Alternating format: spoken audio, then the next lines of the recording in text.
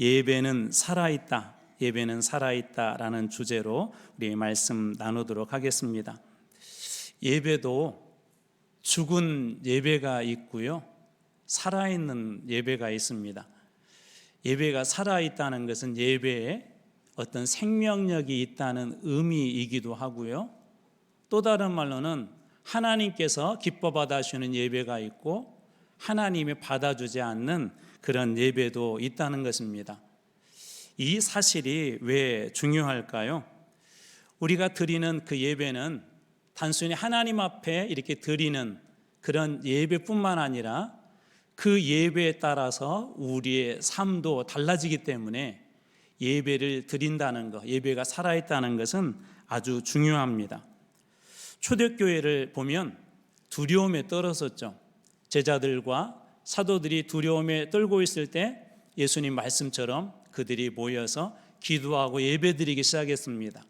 그리고 그들 가운데 성령이 임하게 되자 그들이 달라지기 시작하죠. 교회가 살아납니다. 두려움에 떨었던 제자들이 밖으로 나가 담대히 복음을 전하기 시작합니다. 제자들이 세상을 치유하기 시작합니다. 예루살렘에만 이 복음이 머문 것이 아니라 유대로, 사마리아로, 그리고 저 멀리 이방의 땅까지 이 복음이 전해지게 됩니다. 그리고 나중에는 이 사도 바울은 이 복음을 들고 로마까지, 땅끝까지 전하는 그런 일들을 하게 되죠. 이처럼 예배는 교회를 바꿔놓습니다. 그리고 그 교회는 세상을 바꿔놓습니다. 한국 교회의 절망적인 그런 상황들을 말하는 분들이 많이 계십니다. 어떤 분들은 교회의 부흥이 끝났다고 하고 이제 한국 교회는 희망이 없다고 그렇게 말씀하시는 분들도 있습니다. 어쩌면 그 이야기가 맞을 수도 있습니다. 사람의 관점으로 본다면 말입니다. 그러나 하나님의 관점으로 보면 그렇지 않습니다. 왜 그러냐면 성경 모든 것을 이렇게 살펴보십시오. 하나님이 임재하신 곳, 예배가 살아있는 그때는 어느 곳도 절망으로 끝난 그런 성경의 이야기는 한 곳도 없습니다. 예배 가운데 그 예배를 드린 그 공동체 가운데 하나님이 임재해 주신 그 공동체, 아니 그 공동체뿐만 아니라 그 나라와 그 민족은 결코 망하지 않았습니다. 그렇기 때문에 예배가 살면 교회가 살고 교회가 살면 민족이 삽니다. 오늘 본문이 우리에게 이런 희망의 메시지를 주는데요, 오늘 우리는 5절까지만 읽었지만 12절까지 오늘 전체 말씀을 한번 보려 합니다. 에스겔은 포로기 때 그 선지자예요. 그러니까 어떻게 보면 절망적인 상황들이 그들에게 있었죠. 이미 예루살렘 성전은 다 파괴되었고 기원전 597년 그리고 586년 이렇게 여러 차례 포로로 잡혀갔어요. 그리고 예루살렘의 성벽뿐만 아니라 그들의 자존심인 성전도 다 무너져 버렸습니다. 솔로몬이 그렇게 자랑했던 화려한 그런 성전조차도 파괴되었고 심지어 하나님의 쉐키나 하나님의 영광도 예루살렘을, 성전을 떠나고 예루살렘을 떠나버립니다. 포로로 잡혀간 후에야 이 사실을 이스라엘 사람들이 깨닫게 되죠. 하나님의 성전에서 예배드린다는 것이 얼마나 복된 일인지, 혹시 여러분 예배드린다는 게 얼마나 복되고 즐겁고 행복한 일인지 그것을 깨닫고 경험하고 오늘 이 자리에 계십니까? 저는 그것을 경험해 보았습니다. 군대에 이렇게 입대를 했는데 예배를 드릴 수가 없었어요. 예배를 드릴 수가 없어서 처음에는 이 마음이 이렇게 좋지 않더니 나중에는 눈물까지 났습니다. 하나님 앞에 예배 드린다는 게 그렇게 좋았구나.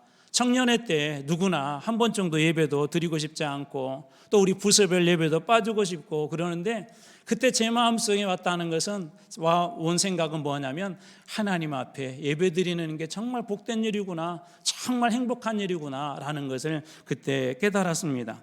이스라엘 백성들도 그러한 깨달음이 있었죠. 그래서 하나님께서 그들에게 성전의 회복과 예배 회복에 대한 약속과 환상을 보여주시는데요, 에스겔서 40장 그리고 48장까지가 그런 이야기입니다. 그 중에 특별히 오늘 우리가 보게 된 47장은 절정이라고 보시면 됩니다. 47장은 우리에게 희망을 주는 그런 메시지로 말씀이 시작하는데요. 오늘 말씀의 1절입니다. 그가 나를 데리고 성전문에 이르시니 성전의 앞면이 동쪽을 향하였는데 그 문지방 밑에서 물이 나와 동쪽으로 흐르다가 성전 오른쪽 제단 남쪽으로 흘러내리더라. 성전문에 에스겔을 하나님께서 데리고 성전문에 이르렀는데 그 문지방 밑에서 물이 나온다라고 1절 말씀이 이야기하고 있습니다. 문지방은 어떤 곳이냐면 이 성전과 세상의 경계선이에요.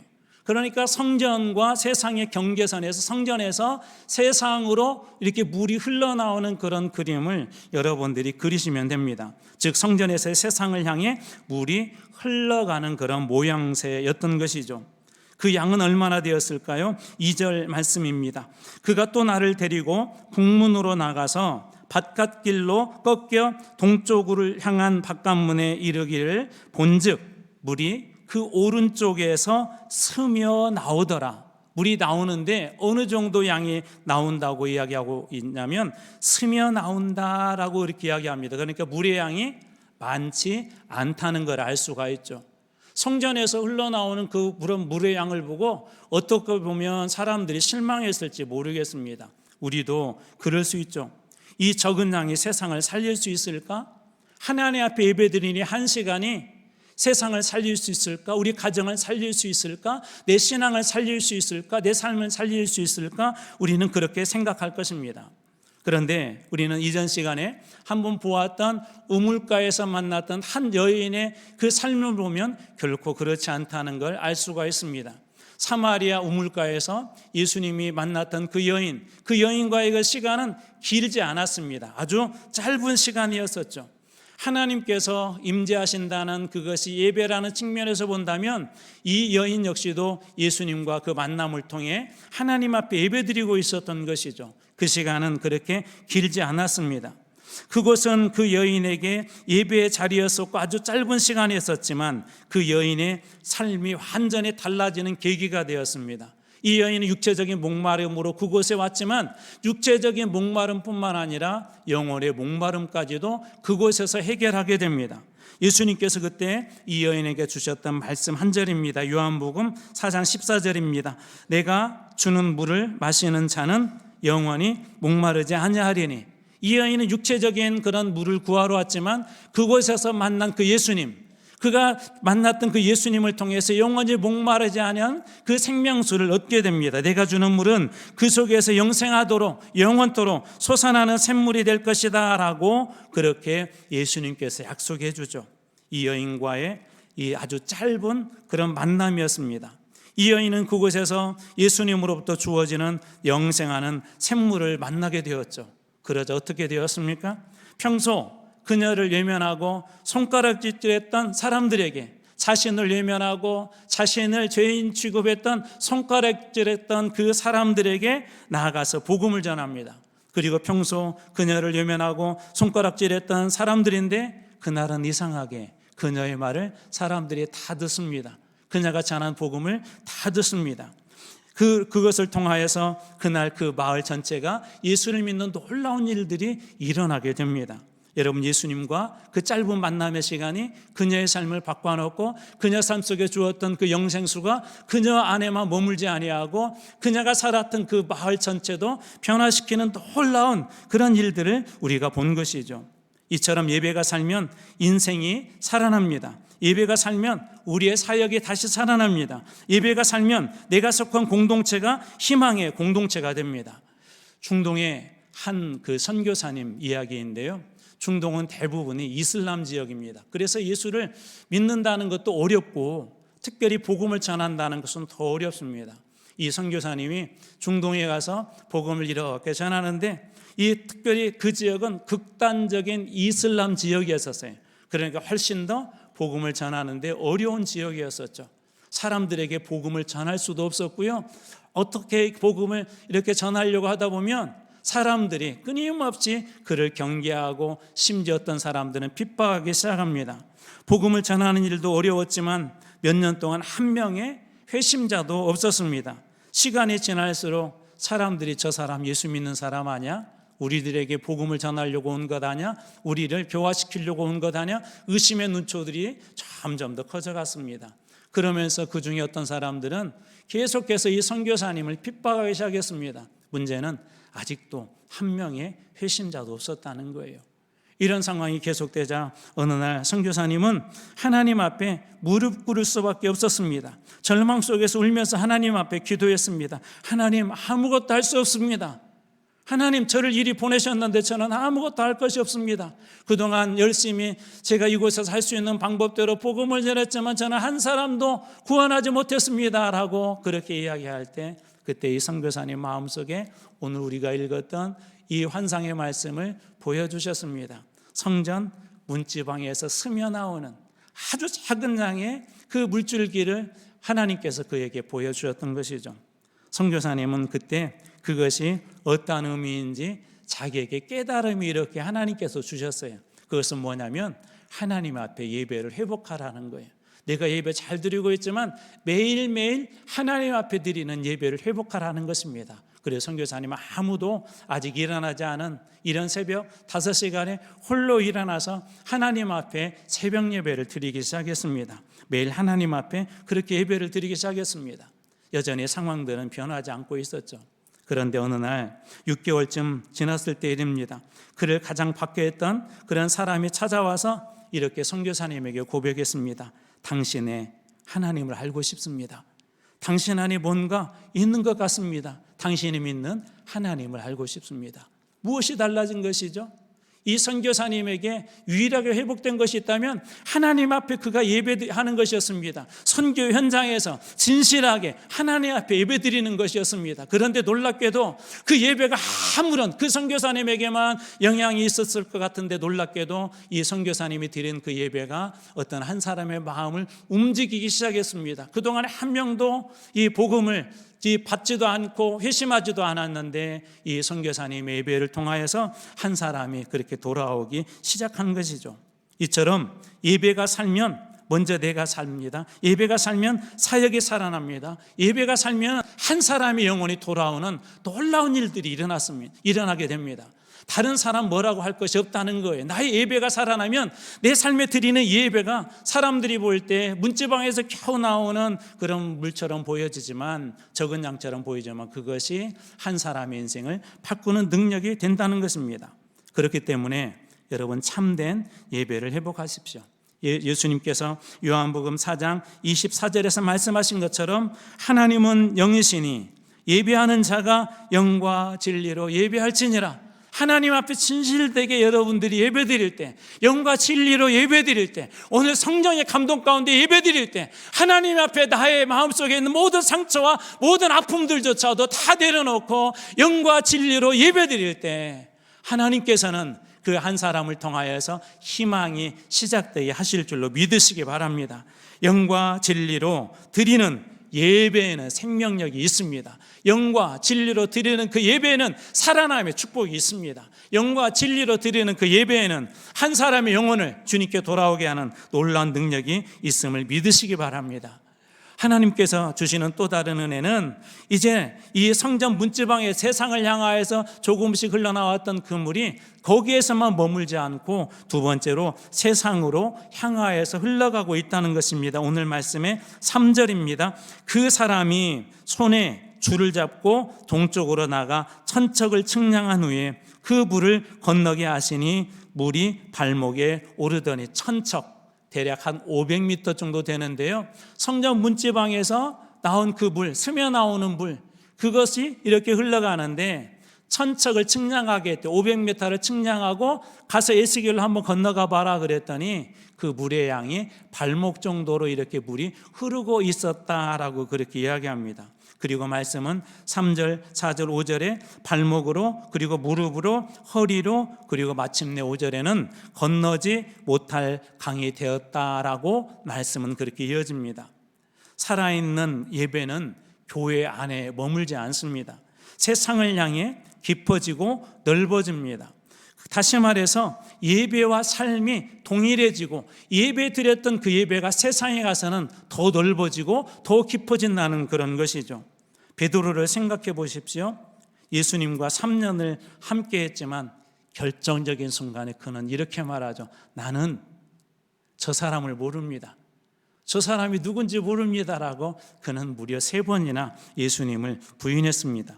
그의 신앙은 아직도 어떻게 보면 발목도 안 되는 그런 신앙의 깊이였었던 것이죠.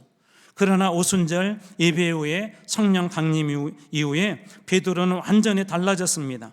예배 가운데 임하신 그 성령을 경험하고 달라졌는데 베드로뿐만 아니라 사도들에게도 이런 변화들이 일어났죠. 처음에는 발목에 물이 차오른 것처럼 예루살렘에만 복음을 전했습니다. 그런데 그 다음에는 무릎에 물이 차오르는 것처럼 사마리아까지 가서 복음을 전합니다. 그리고 허리에 물이 차오르는 것처럼 고넬료의 집, 이방인의 집에도 가서 이 베드로도 복음을 전하게 됩니다. 감리교의 창시자인 웨슬리는 어떠했습니까? 1738년 5월 24일에 올더스 게이트라는 곳에서 하나님 앞에 예배를 드렸는데 그의 마음이 뜨거워지기 시작했대요. 그 체험을 한 후에 예배 가운데 그가 은혜를 받은 이후에 그는 교회 담장을 넘어서 교회 문지방을 넘어서 들판으로 가서 복음을 전하기도 하고 광산으로 가서 복음을 전하기도 하고 감옥으로도 가서 이렇게 복음을 전했습니다. 그가 가는 곳마다 예배의 장소가 된 것이죠.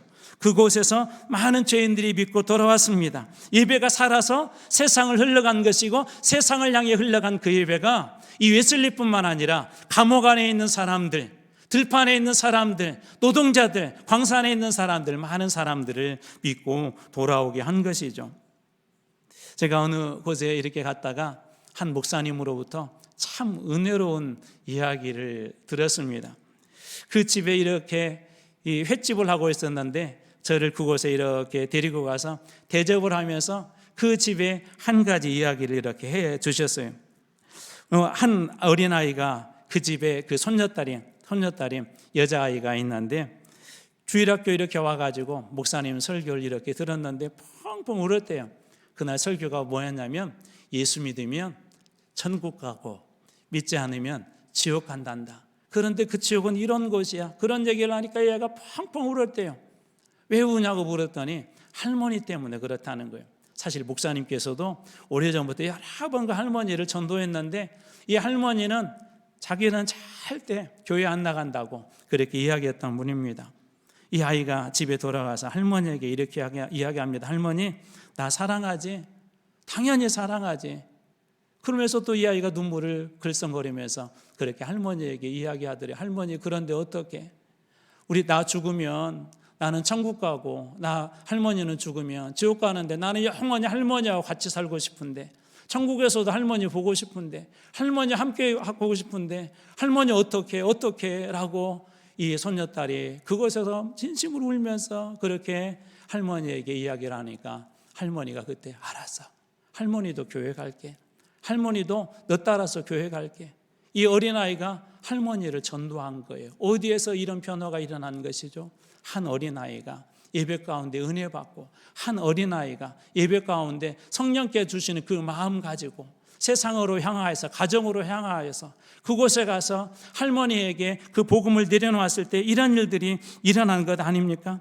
살아있는 예배는 예배당 안에 머물지 않습니다. 세상을 향해 흘러갑니다. 죽은 영혼을 살립니다. 상한 영혼을 치유합니다. 떠났던 영혼들이 돌아오게 합니다. 살아있는 예배는 이와 같은 놀라운 역사를 만들어냅니다. 이처럼 예배는 살아있습니다. 참된 예배는 예배당 안에만 머물지 않고 가정으로, 직장으로, 학교로, 사회로 흘러갑니다. 처음에는 스며나온 것처럼 별 볼 일 없는 것처럼 보일 수 있습니다.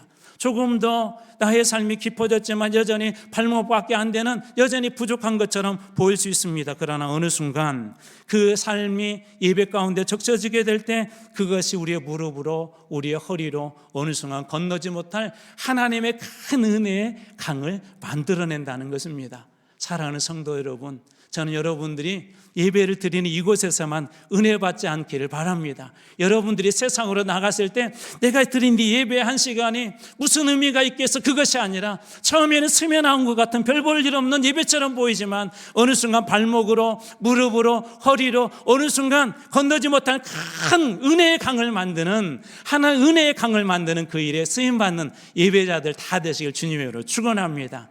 예배는 이처럼 세상으로 흘러가야 합니다. 그뿐 아니라 살아있는 예배는 놀라운 변화를 만들어내는데요. 오늘 우리가 읽지는 않았지만 6절에서 12절까지의 말씀을 잠시 보도록 하겠습니다. 첫 번째로 라파, 치유와 회복이 일어난다는 거예요. 세상으로 흘러간 그 예배의 은혜의 강물들이 그냥 흘러가서 강만 만드는 것이 아니라 그 현장에서 라파, 치유가 일어난다는 것입니다. 8절 말씀 제가 읽어드리겠습니다. 그가 내게 이르되 이 불이 동쪽으로 향하여 흘러 아라바로 내려가서 바다에 이르리니 이 흘러내리는 물로 그 바다에 물이 되살아나리라. 그 물이 이제 어디까지 도달했어요? 도착했어요? 바다까지. 그런데 아라바에서 내려가서 바다에 이르렀다라고 하는데 바로 이 바다가 뭐냐면 사해라고 하는 바다예요. 죽음의 바다.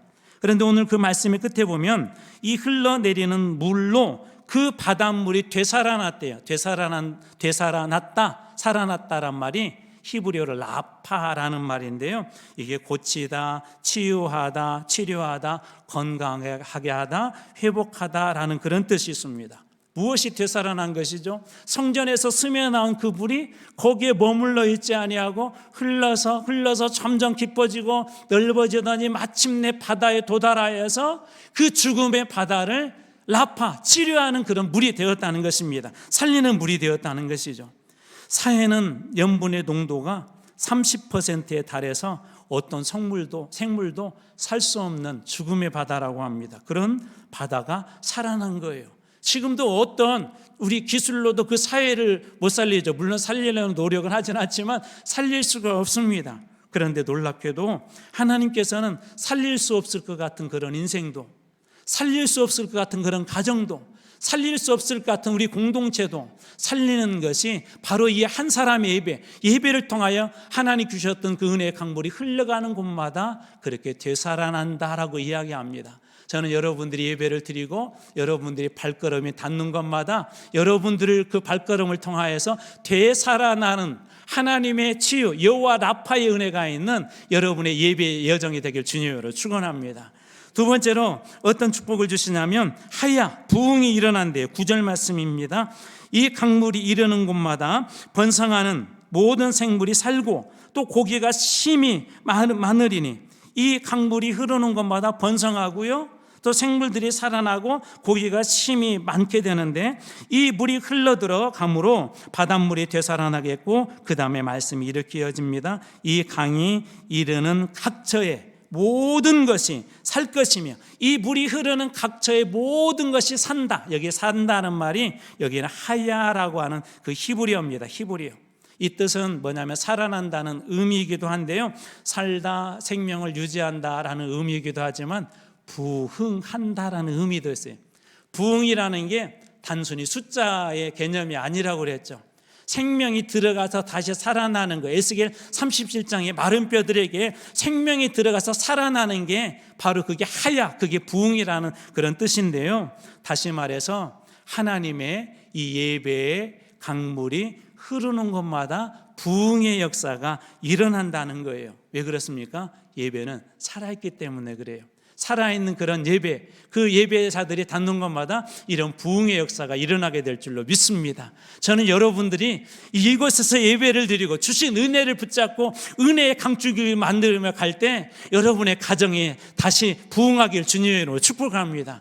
여러분의 기업이 다시 살아나길, 부흥하길 주님으로 축복합니다. 여러분의 기업이 다시 살아나고 여러분이 그 신앙생활하는 또 직장생활하는 곳이 살아나는 그런 부흥의 역사가 일어나길 주님으로 축원합니다.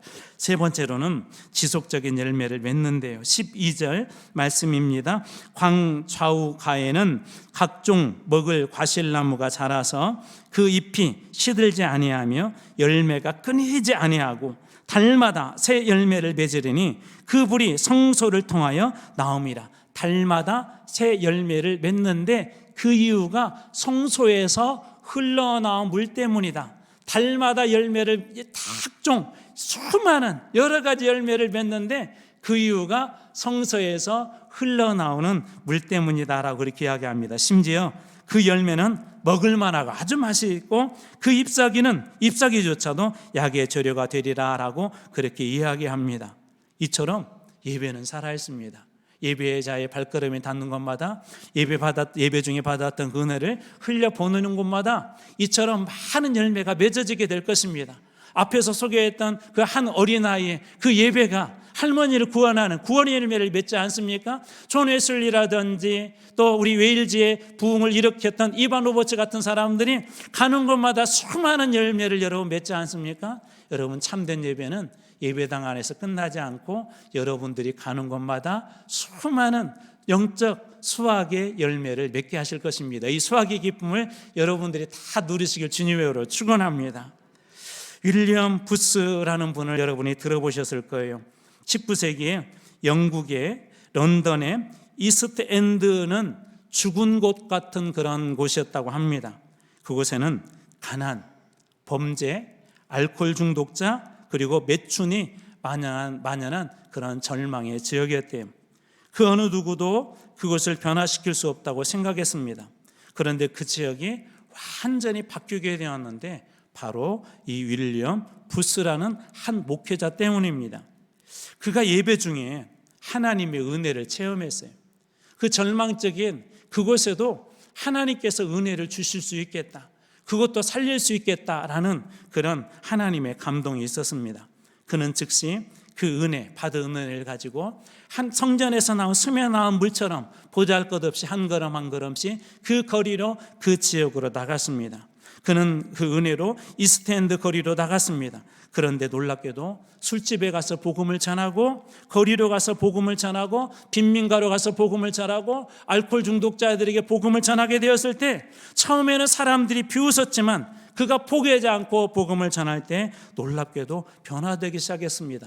알코올 중독자들이 변화되기 시작했고 매춘부들이 새로운 삶을 살기 시작했고 절도범들이 정직한 일꾼이 되었고 또 알코올 중독자들뿐만 아니라 그곳에 있던 수많은 거리에서 방황했던 사람들이 삶이 변하기 시작했습니다. 윌리엄 부스의 살아있는 예배가 생명이 강해되어 죽음 바다같았던 이스트엔드를 다시 살린 것입니다. 바로 그것이 구세군의 시작이었었고 바로 그것을 통해서 오늘날에도 우리 구세군들이 이 크리스마스 때가 되면 거리에서 이 자선 냄비 같은 걸 이렇게 하지 않습니까? 거리에서 만든 기적인 것이죠. 여러분, 그렇다면 오늘 우리가 드린 예배는 어떻습니까?